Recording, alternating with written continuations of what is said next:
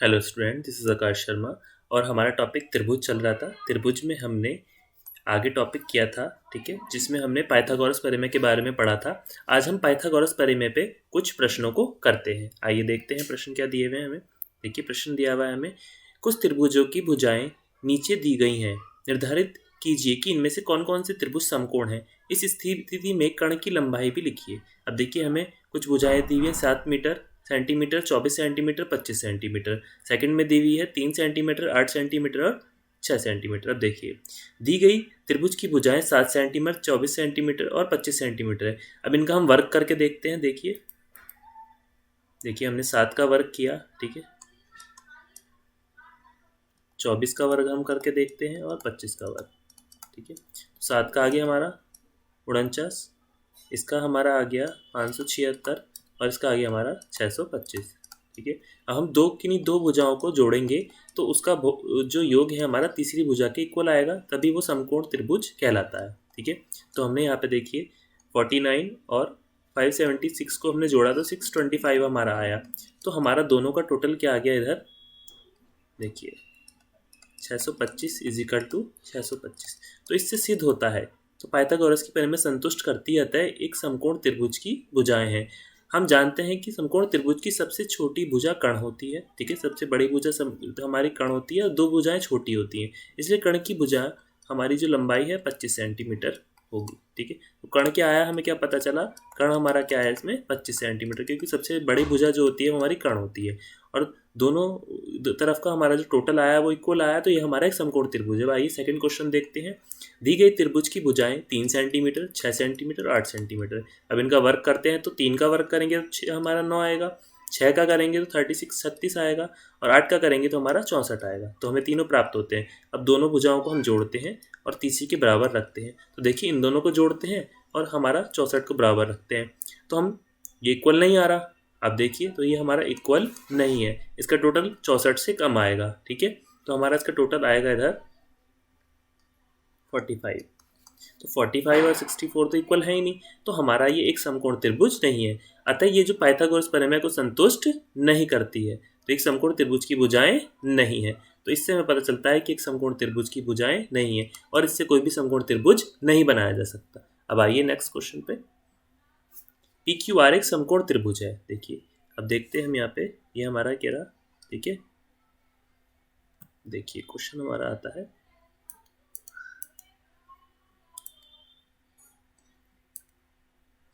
P R और Q, ठीक है। अब इसमें पी समकोण है, पी आपको दिखाई दे रहा है, ये समकोण पर बना हुआ है, ठीक है। और एम बिंदु इस प्रकार है कि क्यू आर पर लंब है पी एम। क्यू आर हमारा ये रहा, देखिए, और इस पर लंब क्या बना हुआ है हमारा पी एम। लंब के लिए हमने यहाँ पे डाला हुआ है, ठीक है। तो हमें दर्शाना है पी एम स्क्वायर, हमें क्या दर्शाना है, पी एम का square is equal to Q M into M R, ठीक है। तो हम एम पी आर त्रिभुज में देखते हैं क्या लेते हैं, इजिकल टू मान लेते हैं हम एक्स, ठीक है। तो हम क्या मान लेते हैं, M P R is equal to X. ये रहा हमारा एम पी आर, हमारा ये वाला त्रिभुज। देखिए, इसको इक्वल टू मान लेते हैं एक्स के। अब देखिए, एम पी आर में M P R is equal to 180 minus 90 degree, क्योंकि इसका जो एक कोण है वो हमारा 90 डिग्री का होगा। तो हमने, और माइनस एक्स, ठीक है। तो हमारा क्या आएगा, एम पी आर में एम पी क्यू लेते हैं। देखिए, एम पी क्यू, ये वाला त्रिभुज 180 डिग्री माइनस 90 डिग्री, और हमें एम पी आर की वैल्यू तो दी हुई है, ठीक है। ये देखिए यहाँ पे दी हुई है, तो हम इसे इसके माइनस में रख लेंगे, इजिकल टू एक्स हमारा आ गया। तो क्यू एम पी और एम पी आर में देखिए, क्यू एम पी कहाँ पर है, क्यू एम पी हमारा ये वाला त्रिभुज हो गया, आपको अलग दिख रहा होगा। और हमारा पी एम आर आपको एम दिया हुआ है, मेरा एम और आर, ये आपका एक त्रिभुज ये बन गया। अब इसमें देखते हैं एम पी क्यू इक्वल किसके है, एम आर पी के। पी एम क्यू किसके इक्वल है, पी एम आर के। देखिए यहाँ पर एम पी क्यू किसके इक्वल हो गया हमारा, M R P. M R P ये दोनों बराबर हो गए, क्या हो गया, एम पी क्यू किसके इक्वल हो गया, एम आर पी के। इसी प्रकार हमारा पी एम क्यू किसके इक्वल हो गया, आर एम पी के। यहाँ पर देखिए, पी एम हमारा ये रहा, ठीक है, और हमारा क्यू ये रहा, ये बराबर हमारा आ गया यहाँ से आर एम पी। तो किसी भी तरफ से हम भुजाएं लेंगे, किसी तरफ से लेंगे तो दोनों हमारे क्या होंगे, इक्वल बैठेंगे। ऐसी एम क्यू पी और एम आर पी, तो सब क्या है, हमारे बराबर है। तो जब दोनों कोणों की सारी भुजाएं हमारी क्या आ रही हैं, यहाँ पर बराबर आ रही हैं, तो ये क्या हो गए, हमारे समरूप त्रिभुज हो गए। कैसे त्रिभुज हो गए, पी क्यू एम समरूप हो गया किसके, हमारा पी एम आर के। अब हम जानते हैं कि समरूप त्रिभुजों की जो भुजाएं वो समानुपाती होती हैं, तो हम क्या ले सकते हैं, Q M upon P M समानुपाती भुजाएं, एम पी और एम आर। यहाँ से देखिए क्यू एम यहाँ से ले सकते हैं, क्यू एम और ये हमारा पी एम, ठीक है। इसी प्रकार एम पी, देखिए एम से लेकर पी तक की जो लाइन हो गई हमारी, और हमारा एम आर हमारा ये रहा, ठीक है। तो हमारा क्या हो गया, अब हम इसको क्रॉस मल्टीप्लाई करेंगे तो हमारा क्या हो गया, देखिए तो एम पी स्क्वायर हमारा P Q into M R, हमारा यहाँ पे ये फॉर्मूला संतुष्ट हो गया। और यही हमसे यहाँ पे देखिए पूछा था। तो ये हमारा क्वेश्चन कंप्लीट हुआ। अब आगे देखिए,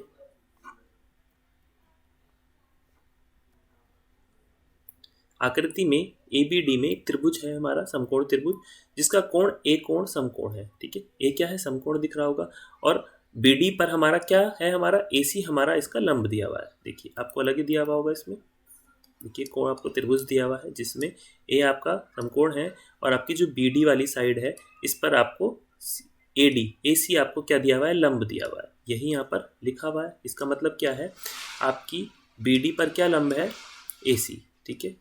AC क्या है, आपका लंब है किस पर, BD वाली रेखा पर। आपको यहाँ पर अलग दिख गया होगा, ये BD वाली जो रेखा है इस पर AC क्या है, लंब है। अब हमें क्या दर्शाना है, AB square is equal to BD into BD, BC into, और A square plus BC into DC, और AD स्क्वायर BD इंटू, ठीक है। अब हम देखिए संतुष्ट करते हैं, ADB और CAB में देखते हैं, ठीक है। DAB, अब देखिए DA और B आप देखते हैं यहाँ से is equal to ACB, A C और B, ये वाला त्रिभुज देखते हैं। तो ये प्रतीक क्या है आपके, 90 डिग्री के आपको दिख रहे होंगे अलग ही, ठीक है। और ABD is equal to CB क्या है, उभयनिष्ठ है, एक जैसे हैं, ठीक है। यहाँ देखिए AB और आपका D और आपका BDM, ठीक है। ये आपके क्या हो गए, समरूपता वाले समरूप हो गए, ये हमने अभी पढ़ा था, ठीक है। इसी प्रकार इसके लिए हम समरूपता के हिसाब से लेंगे, AB अपॉन CB आपका इक्वल हो गया, और BD अपॉन AB आपका, तो आप इसकी क्रॉस मल्टीप्लाई करेंगे तो AB का whole square is equal to CB into BD, ठीक है। ये तो आपका फर्स्ट वाला क्या हो गया, प्रूव हो गया। अब आगे देखिए नेक्स्ट, माना कि CAB is equal to X, ठीक है। अब हम इसका देख लेते हैं त्रिभुज किस प्रकार बना हुआ है। ये बना हुआ है ABC और D तक, ठीक है। अब यहाँ हम इसे बना लेते हैं ताकि आप उसे समझ पाए। ABC और आपका D, यहाँ पे हमारा ये इस पर AC लंब है, ठीक है। अब समझ जाएंगे आप। CBA में अब देखिए CB और A में हम देखते हैं CB is equal to 180 degree minus 90 degree, 90 degree आपको दिया हुआ है तो ये आप इसमें से लेस कर लेंगे, और माइनस x आपने इसको माना हुआ था। अब CB is equal to 90 degree minus x। इसी प्रकार CAD में देखेंगे तो CAD में 90 डिग्री माइनस CAB, हमने यहाँ से CAB का मान ले लिया तो वो हम इसमें रख देंगे। इसी प्रकार हम CDA में देखते हैं, देखिए CDA में हम यहाँ पर देखते हैं तो इसमें से माइनस कर देंगे तो प्रॉपर एक फार्मूला बन गया। तो CDA आपको x दिया हुआ था।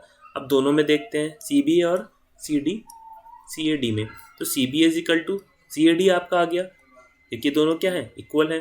CAB और CDA, देखिए यहाँ से CDA और CAB आपके दोनों कोण क्या होगा, इक्वल होगा।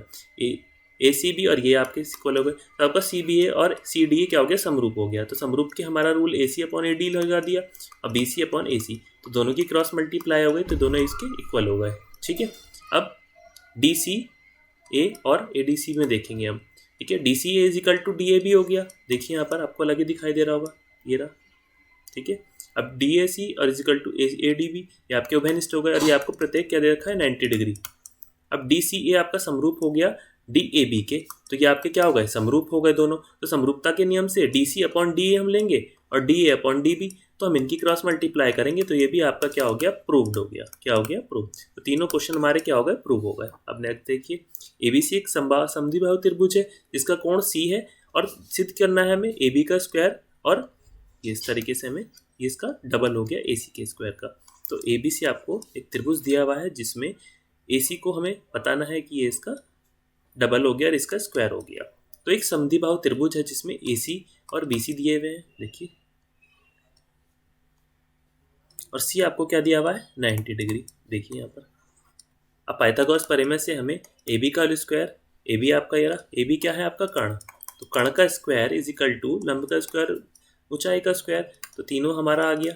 और AC और ABC इक्वल है, तो हमारा अब इसको डबल ले लेंगे ना, AC square plus AC square तो 2AC स्क्वायर, तो ये हमारा क्या हो गया, प्रूव हो गया। क्वेश्चन हमारा आगे देखिए, ABC एक समद्विबाहु त्रिभुज है जिसमें AC और BC आपके क्या है, ठीक है, दिए हुए हैं। AB स्क्वायर तो AC का स्क्वायर दिया है, तो सिद्ध करना है BC एक समकोण त्रिभुज है।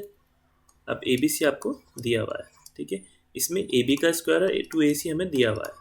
अब AB square is equal to AC square plus AC से हम इस तरीके से लिख सकते हैं, तो AB square AC square plus BC square हमें लिख सकते हैं, क्योंकि AC is equal to BC है। देखिए AC और आपका BC ये आपके इक्वल है, तो हम यहाँ पे इसका मान रख सकते हैं। तो ये परिमेय भी हमारी संतुष्ट करती है कि ABC क्या है, ये भी हमारा प्रूव होता है कि एक समकोण त्रिभुज है।